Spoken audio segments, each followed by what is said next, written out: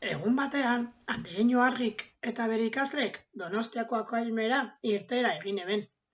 Uretako animaliak ikustera joan ziren. Lehenengo, arrainak ikusi zituzten akuariumean.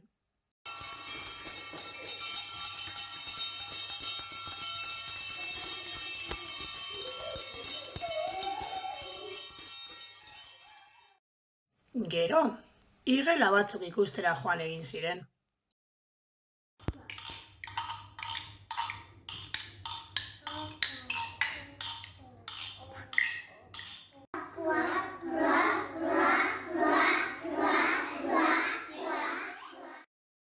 Ikusi zituzten hurrengo animaliak kokodriloak izan ziren.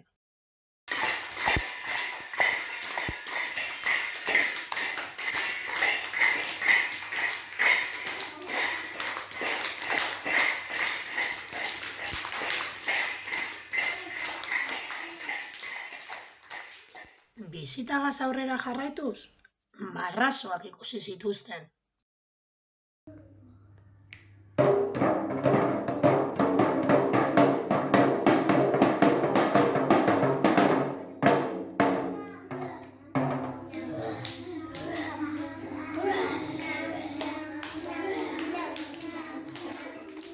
Donostiko akuariumen bisita amaiera egiteko, izurdeak ikustera joan ziren.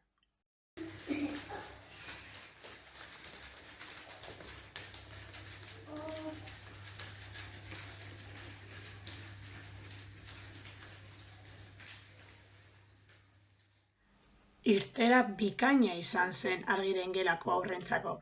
Ederto pasa zuten eguna.